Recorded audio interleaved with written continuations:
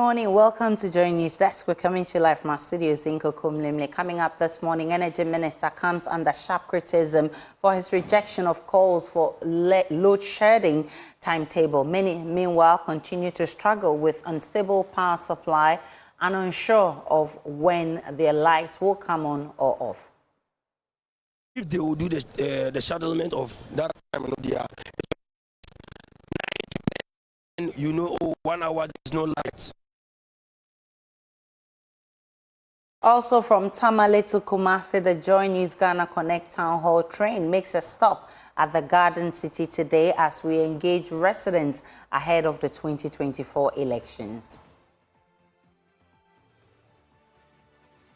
And as government touts its One Student, One Tablet initiative to revolutionize learning in public senior high schools, over 100,000 teachers are yet to receive their laptops under the One Teacher, One Laptop project. Then 100,000 teachers have not received the laptop. And what is the engineer talking about? We'll tell you more on this. My name is Aisha Ibrahim. Do stay for details.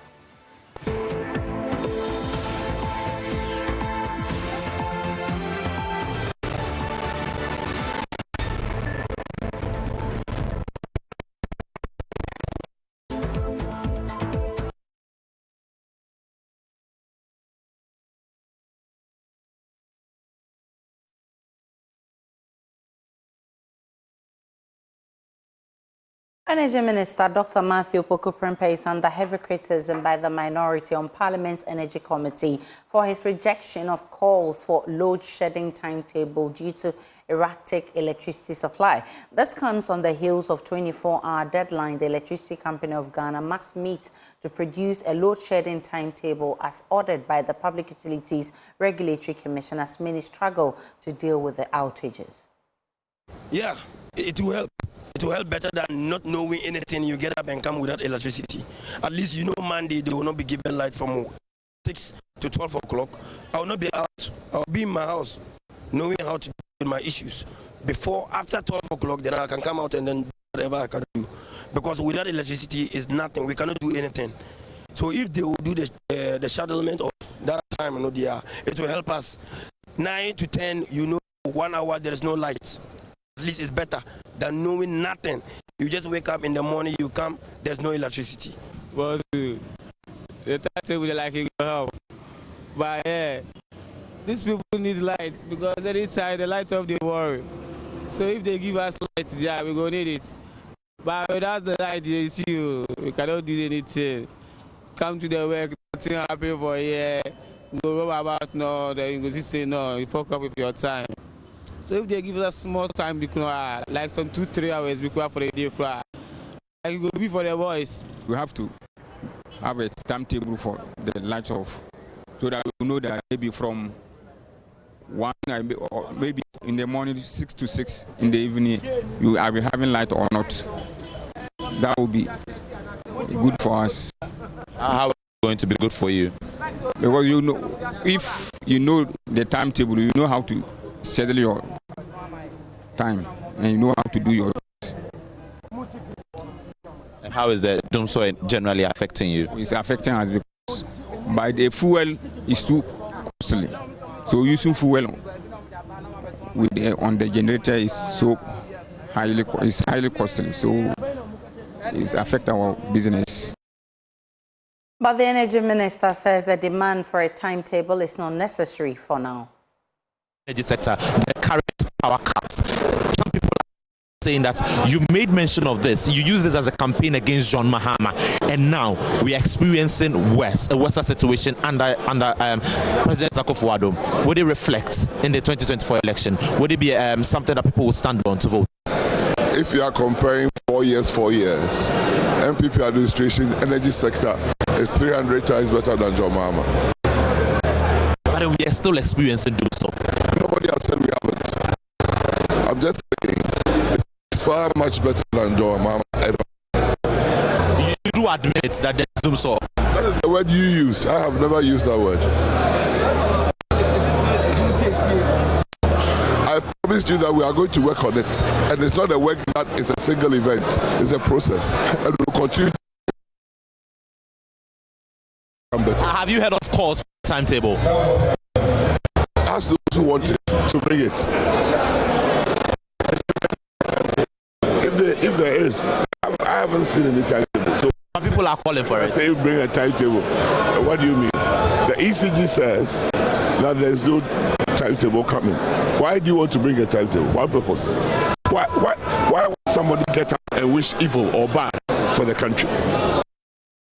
A minority spokesperson on energy, John Jinapor, says it's unfortunate for the sector minister to adopt such a posture when people are unable to plan their lives due to interruptions in electricity supply. Very, very surprised if ECG heeds to the directive. This is not an advice, to a directive from the PURC, which they ought to, because the minister, just like the president did, once has come to say that we should go and publish our own timetable and that they wouldn't publish a timetable. Ghanaians should not expect the ECB to abide by the instructions of the PURC. This is the head of the economic management team doing. Parliament invited them, we submitted for them. They did not come. They did not appear. They didn't even have the courtesy to call the chairman to inform the chairman. So we might have to use parliamentary process. And you and I know how frustrating it can be on the floor of Parliament. Who did you invite specifically? The minister? We invited the ministry, ECG, Gridco, almost all the industry players. They did not appear. Not even one? Not even one. Not even the courtesy of informing us that we are unable to come. Because, once again, and this is important, when they appear before a parliamentary subcommittee, they will be under oath. And they can deceive you, they can lie to you. But when they appear before our committee and they churn out false information, it means that they will be facing perjury. So they wouldn't even come. Well, Executive Director of the Institute of Energy Security, Nana Moisi, says the minister spoke from a position of ignorance. They agreed that they will supply us power. That's why I have a meter in my home. I pay for this power, in my own home. I pay before I even consume. It's prepaid. So I have my money with you, and you're giving me the power. You can't tell me when I will have my power. Today, when we listen to the minister, it is clear that the ECG's boss refusal to churn out the timetable, is fully backed by the minister. And if the PRC as an agency under your oversight, and you say that Ghanaians, whoever wants a timetable can turn out one. This is quite insulting, very insulting. And to give us the posture that you are unaware that the PRC have required of an agency of yours to submit some details of their own discussion means that this is an uninformed minister. And so a timetable is a right that Ghanaians must enjoy so we can plan our life. It's not something they choose to take. You know that your load, the load on your system is far above what you can give to your customers and the consumers. You only have to plan so that you don't have a blackout or a brownout.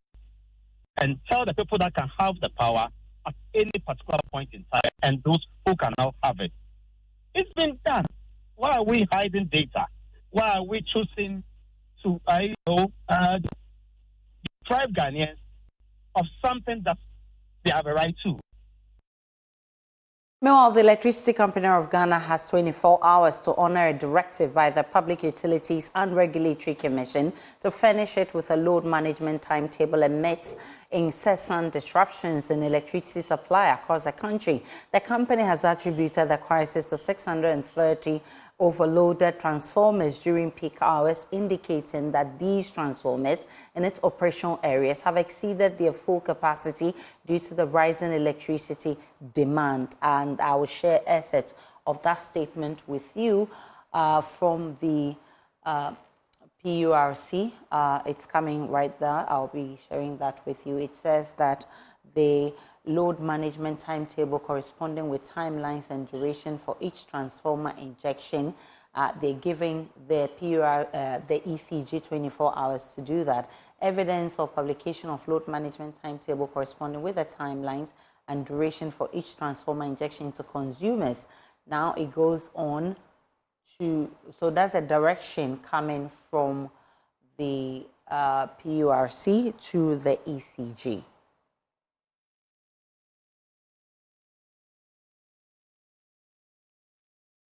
Well, I've been joined by Derek Zache, who is research and policy analyst at the Institute of Energy Security, for more on this. Grateful that he joined us. The minister says we haven't gotten to a situation where we will be in the need of timetable.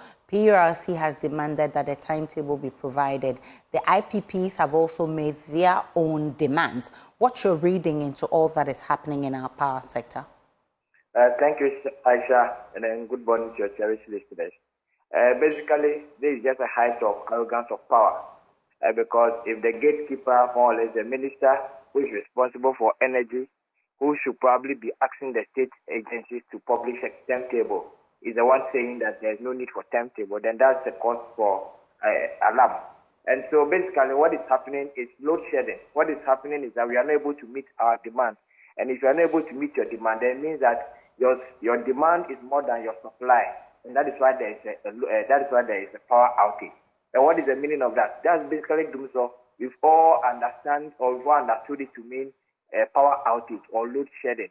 And so basically, when you are not able to meet your demand, what is expected is that you are supposed to communicate to businesses, you are supposed to communicate to your members or your customers, so that they can have some planning for their business or for their own lifestyle. It also enhances transparency. And when you are able to have this kind of communication, it minimizes your disruption, so that you can know when to put on certain gadgets and when not to put on certain gadgets. And if there's any need, then you take some safety precautions. And so if at this moment you all don't know our left from right regarding power, when we are going to receive power, when we are not going to get power, then there is a serious issue that needs to be dealt with. And definitely, you don't expect a minister to come out with such kind of communication. There's been a demand by the IPPs for the power producer VRA to reconsider power supply to neighboring countries. What do you make of that demand? Definitely, you are supposed to meet your home demand before any external one. And even VRA itself, they is not even received what is supposed to be due them. PRC report. The PRC report even cited that VRA had not been even been paid even a peswa for the January report that was brought out. They've not been paid a peswa under the cash water fall mechanism.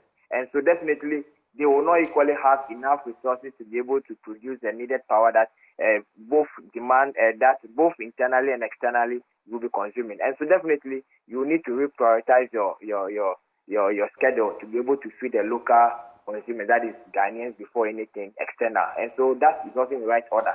Unless they tell us that they have the capacity to produce beyond that means. Other than that, then there's a need, that call is in the right direction.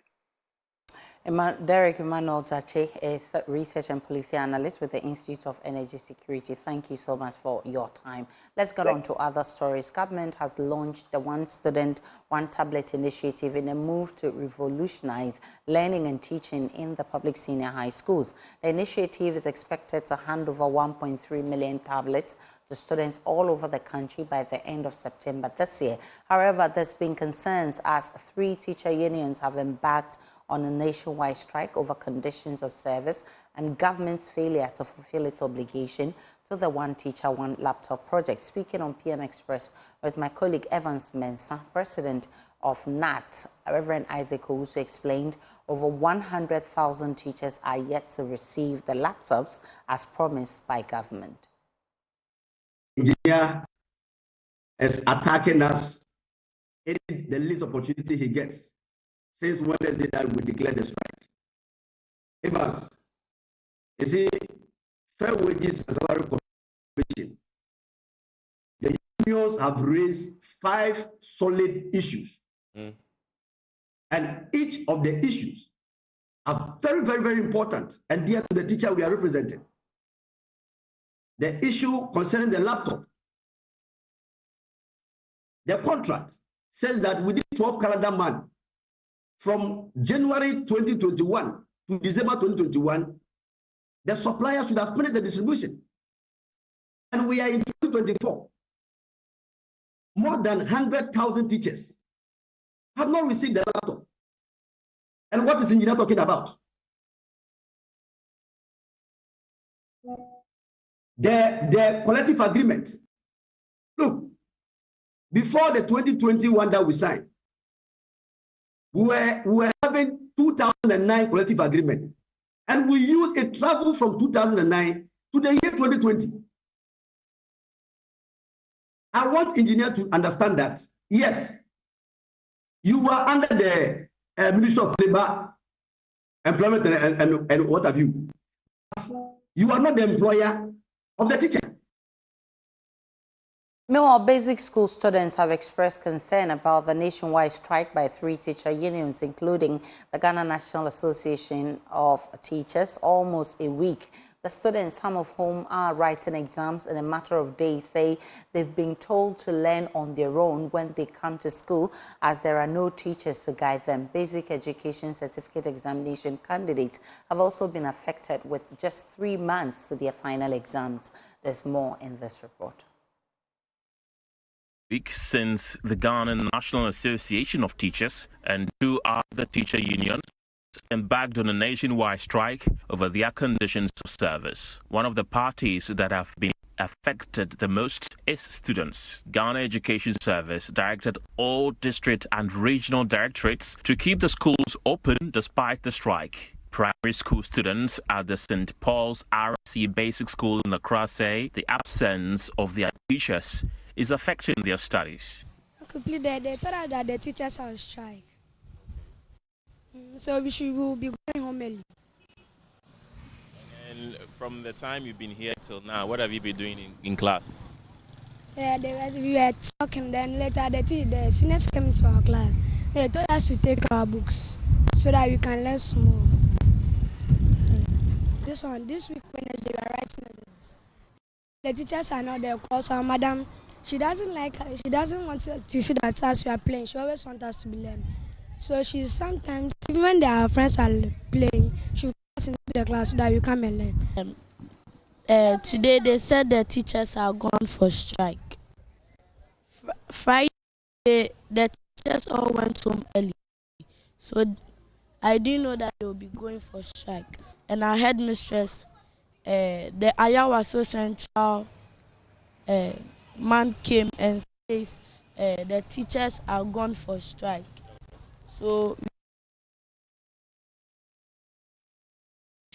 when they are asked to tell us to go to break, we should go, but we'll close early. They told us to learn when it was weekend. They told us to learn, so I think we should go and learn again because we are coming to write exams soon. So when we don't learn the exams, we can fail. At the Accra Newtown Experimental 2 Basic School, the situation is not different. At the time the news team arrived at the school at about 1:40 p.m., only JHS 3 students were present on campus. With barely 3 months left to write their final BECE exams, the students here have resorted to studying in groups while hoping the strike will end soon for normal studies to resume. It's affecting us because we have only 3 months left to BEC, and if there is no teachers, how can we write a BEC without teachers? So we need teachers to come and help us to learn and practice the exams and learn to pass our BEC because it's left with only 3 months for us to write BEC. And now there are no teachers, so how are you coping? How are you doing it? We have to learn on our own. That's what we are doing. If the teachers don't return, as a student, we will not be able to learn because we are going to our final year, we are going to write our BEC. So if the teachers are not around to teach us, we can't get the knowledge and to learn and write the final lesson. So they have to come. Sometimes some of the teachers, sometimes both of them come and teach them. We'll go. We'll not even waste time here. Yeah. The National Labour Commission's call for an end to the strike was not heeded to by the 3 striking teacher unions. The unions are expected to meet the Labour Commission, the Employment Ministry and other stakeholders to try and resolve the impasse.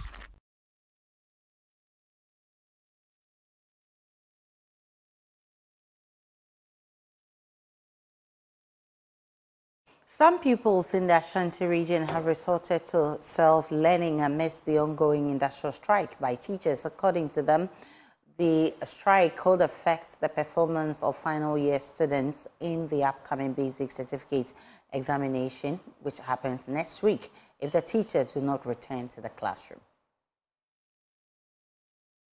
Academic activities in various basic schools have halted due to the ongoing strike by pre-tertiary teacher unions. The strike declared by the teacher unions is centered on grievances related to their conditions of service and other pertinent issues. Some final year students of the State Experimental Basic School lament the strike will affect their performance in their upcoming BECE. Yes, we are going to write exams next week. But the teachers are not coming to school, so it's going to affect us.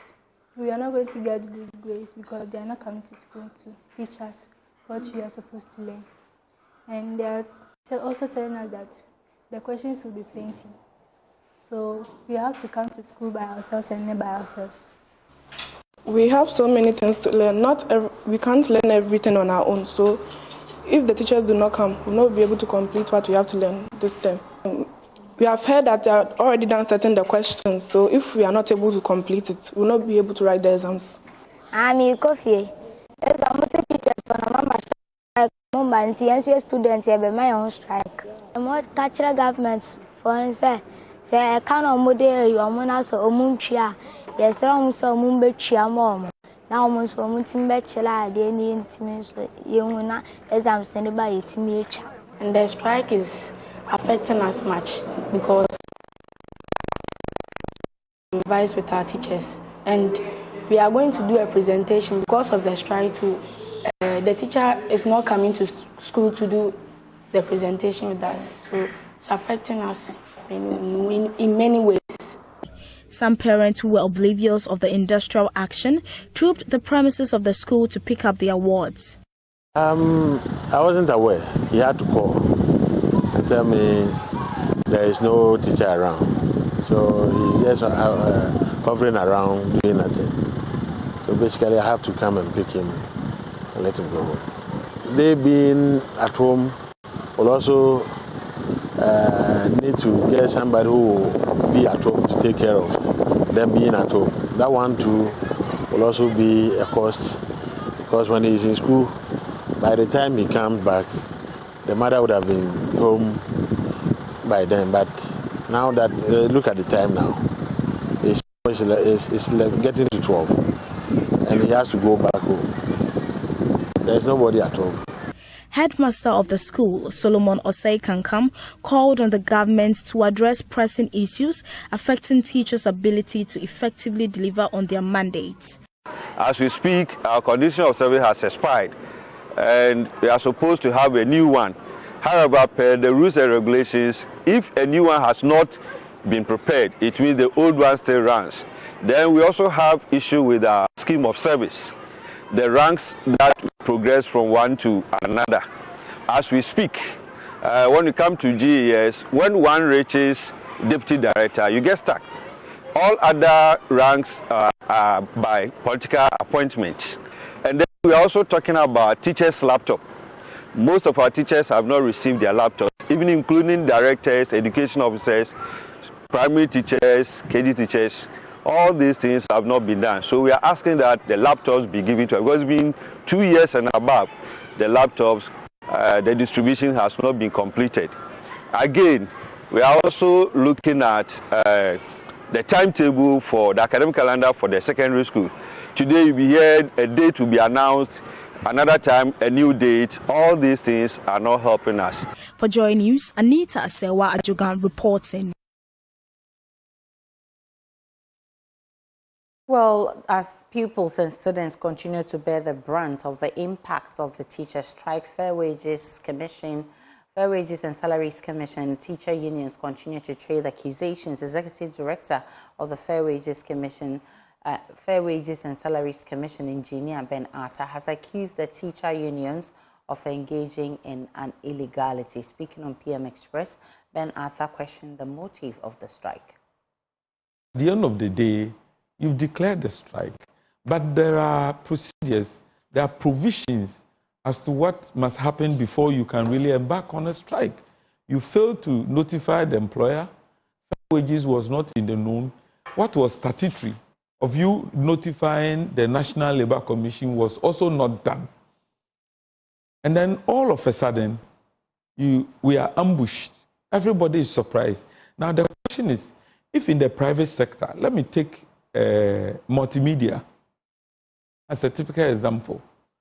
If tomorrow, unknown to the employer, unknown to National Labour Commission, unknown to relevant stakeholders, all the staff in this place will decide that we will not inform anybody, we will not do anything for anybody to know that we are just laying our tools down. How do we govern this country? So no matter your grievances, everybody has a grievance of the other type, one type or another, but for you to wake up and say that even when you have been asked to go back to the classroom, you are not going to comply with an institution where you yourself have representatives.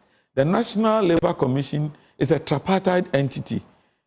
Organized labor has equal number of representatives. Employers Association have 2, organized labor have 2, and government has 2. And the rest put themselves together to elect a chairperson. So this is the Labour Commission that you even have reps there. Are you going to tell us that even the reps that you sent there are not capable?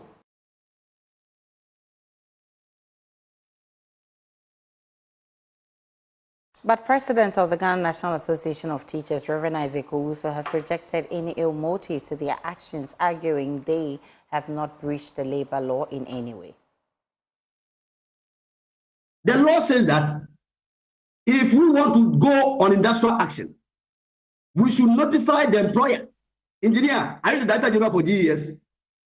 Even we wrote 2 separate letters on the 29th of February.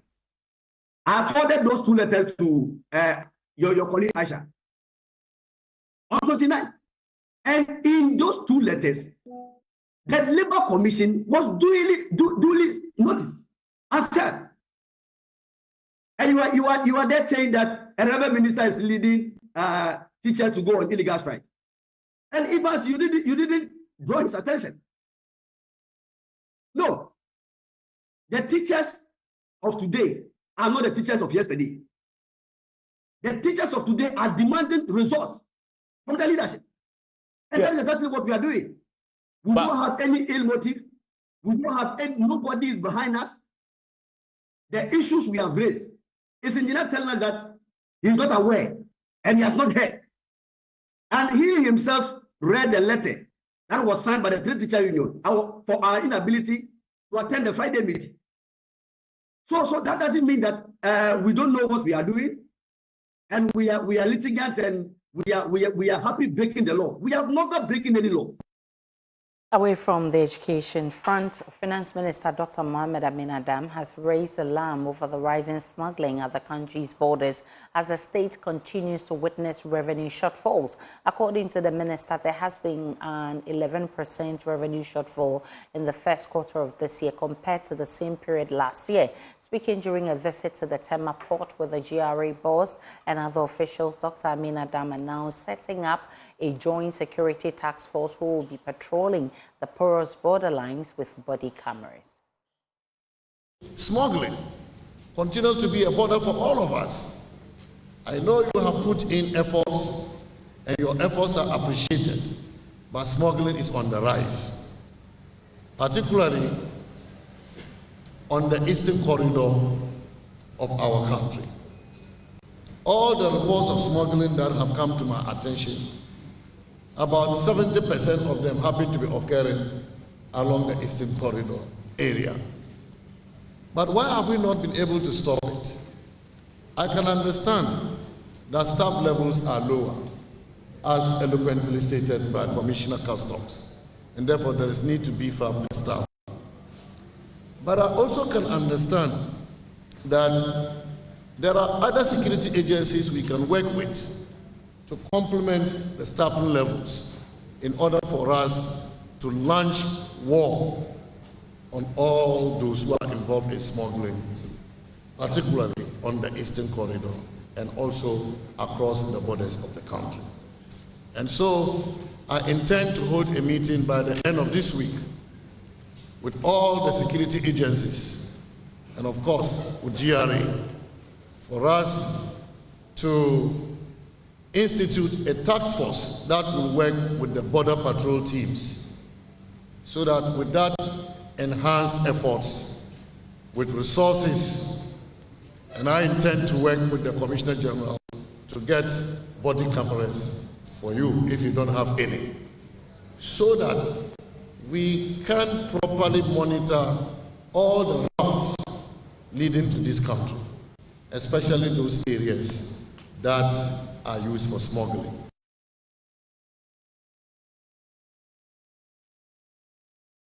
Meanwhile, Director General of the Ghana Ports and Harbours Authority, Michael Lukuje, has been rejecting claims that Ghana is losing significant volumes of its cargo traffic to Togo.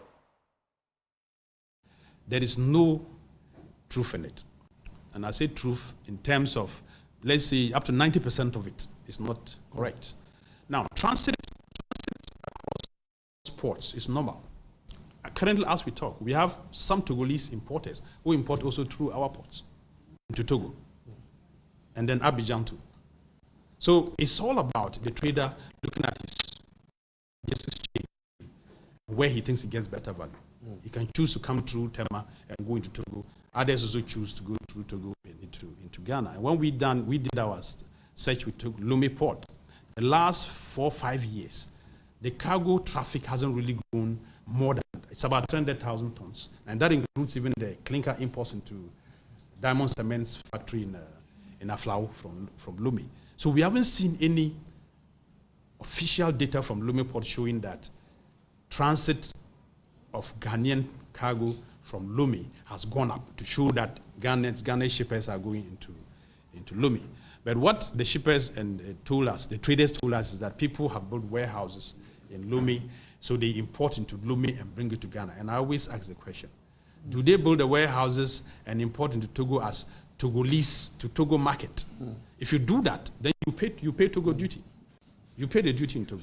And even if you pay the duty in Togo and you are bringing it into Ghana, you are importing from Togo into Ghana, you pay again.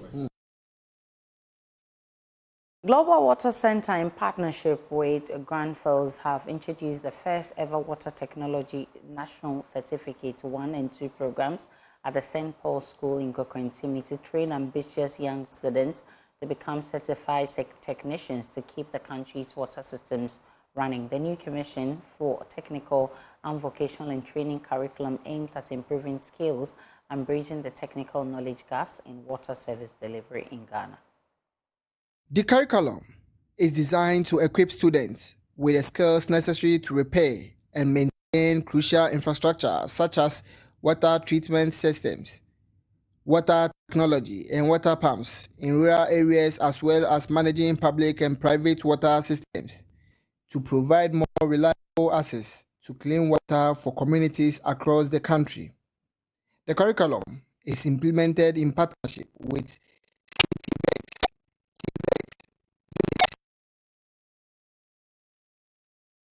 amongst others, with funding from Gunforce Foundation. The Chief Executive Officer for the Global Water Center, Mr. Thomas Johnson, has said, water is so much more than an essential commodity that needs to be sourced, but actually the fulcrum, the breaking point, the hinge of life in these points, and how it's shared, protected, and delivered will speak greatly to the culture of a community and the country.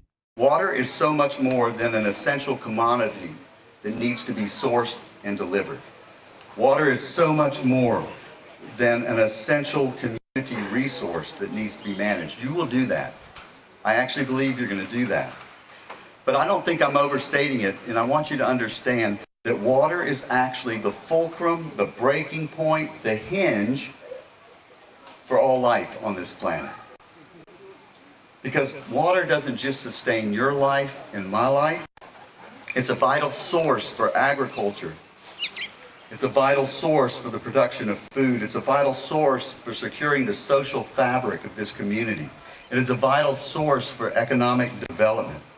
How water is shared, protected, and delivered will speak greatly to the culture of a community, and I believe to this country. This is a great country that values human life, and you're going to be part of that valuation. A key accounts manager of Groundforce Foundation, Mr. Clement Nate Tete, has expressed that the organization is happy with the feats achieved so far and hope that some 1 million Ghanaians will have access to clean water by 2025, in line with the United Nations Sustainable Development Goals. With the UN Sustainable Development Goals. This journey began with a vision to bridge technical knowledge gaps in water service delivery. Through dedicated collaboration, we've achieved a remarkable feat. The development and acceptance of a pioneering TVET curriculum by the Ghana government, crafted in partnership with the global water sector. This curriculum represents a beacon of hope to communities across Ghana. Today, as we approach the official launch, we are reminded of the power of collaboration and shared purpose. We extend our deepest gratitude to all partners whose unwavering support has made this vision a reality. To our students, I will encourage you to take full advantage of the program to develop yourselves, since this will position you to take advantage of the numerous opportunities skill and knowledge will offer you in the water sector, not only in Ghana but across Africa. On his part, the Danish ambassador to Ghana, His Excellency Mr. Tom Norin, commended government's interest in technical and vocational training in the country and vocational education in transforming Ghana's economy into a productive economy capable of employing the growing young population. As the CEO for Global Water Center, Thomas Johnston, said in the beginning, water is crucial. It is, both for life and for most industries, or as TJ said, for everything. To solve water crisis, and there are water crises around the world, and to meet the demands, the future needs water solutions, but also many more water professionals. That's the path you're on your way to. Maswa Kudeko reports for Joy News.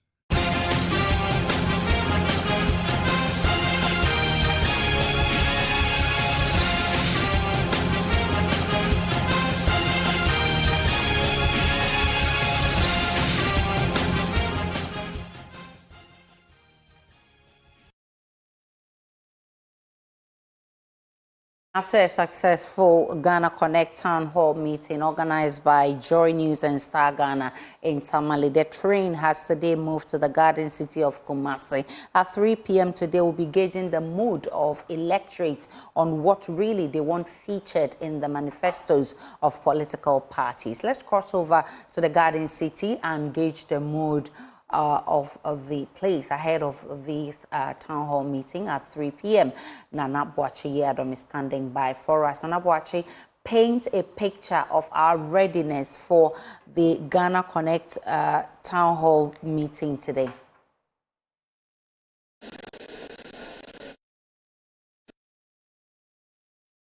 Hello, Nana.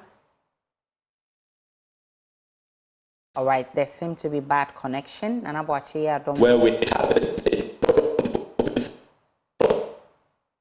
Other people are getting in to also come in and also share their experience and their expectations ahead of the 2024 general election. How politicians should be drafted. Expectations ahead of the 2024 general elections. How politicians should be drafted the manifesto. So we have business owners here who are also able to share.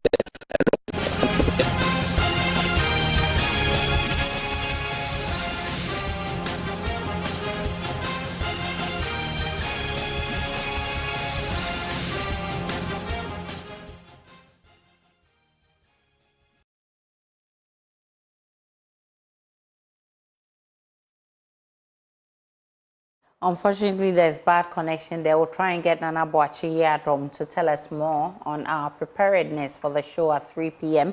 At 3 p.m., you need to head towards the Garden City in Kumasi so you can express your view as an electorate. What do you want to be seen or feature in political party manifestos? All of that we'll be bringing your way. Let's take a break. When we return, this business.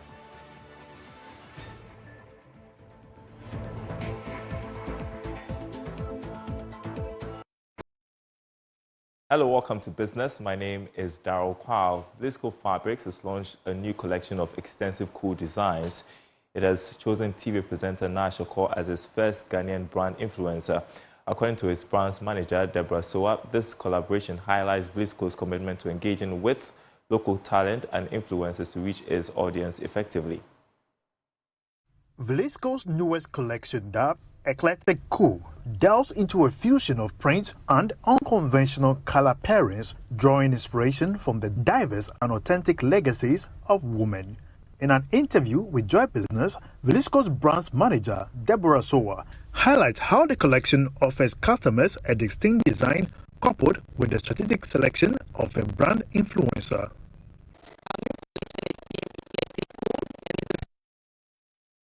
Geometrical and floral colors. So we have a lot of designs and a lot of colors in that. I think more than 20. So you can visit the shop at any time and get your exclusive design. Over the years, we have engaged a lot of ambassadors, all Ghanaian, and this time we've decided to go for a Ghanaian influencer because of the kind of person she is. We feel she's authentic. She resonates well with the brand and she can engage our audience. So that's the reason why we decided to choose. I think her story is just inspiring as a person.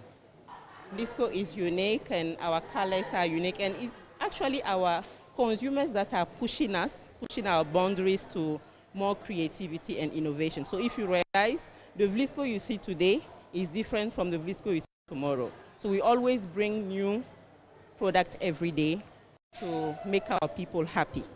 Ghanaian actress and media personality Na Ashoko Mensah Doku also unveiled as the first Ghanaian brands influencer for VSCO's fabric to promote its latest collection, Eclectic Cool.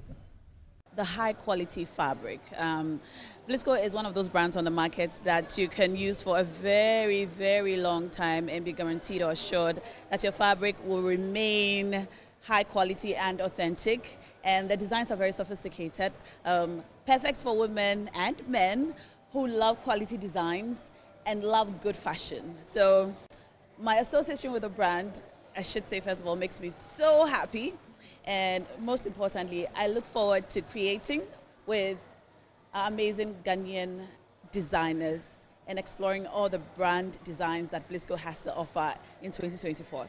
During the Ghana month this month, we noticed that a lot of us are trying to wear African prints, and we're falling in love with the African fabrics again. We don't have to wait until Friday to wear Friday wear or wear African prints. We can wear our African fabrics every day. And with the quality that VSCO gives us, you can wash it, iron it, rewash, and it will remain high quality, and the standard will not, you can be assured of good standard. The chest disease unit of the Kolebu Teaching Hospital is appealing for public support to deal with increasing cases of tuberculosis and other lung diseases in the country. According to the unit, lack of resources has been a challenge for the unit for some time now. Senior Medical Officer Yaira Klinogo spoke to Joy Business after receiving a donation as part of the Karma initiative of the Maxwell Investments Group to mark Tuberculosis Day. Here's more in this report.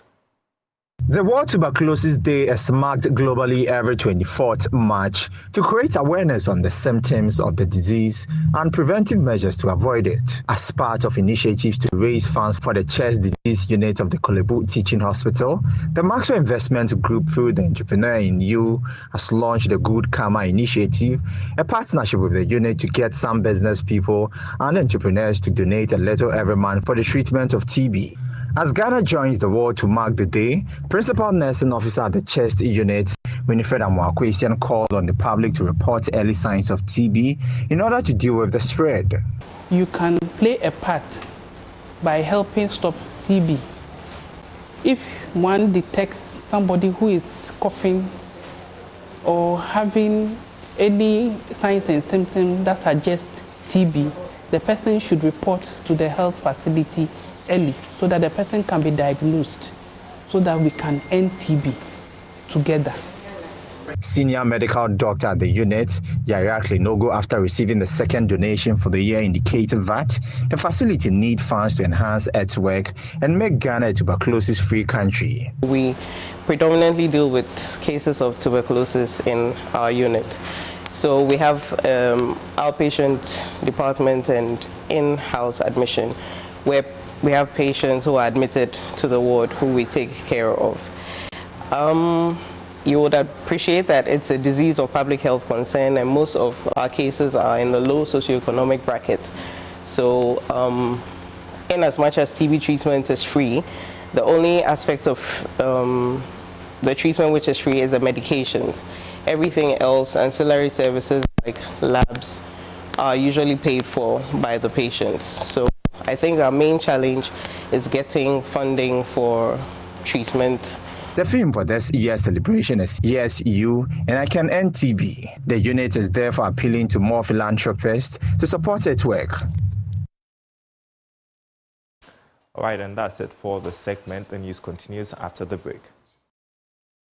And that's our wrap up the bulletin this morning. But at 3 p.m., just a reminder for you to pass through the Garden City in Kumasi. That's where we're having the Joy News Ghana Connect Town Hall meeting to get the views of electorates on what they want to see in the manifestos of political parties. My name is Aisha Ibrahim. Log on to myjohnline.com for more of the news and updates of all the developing stories. See you again at 12.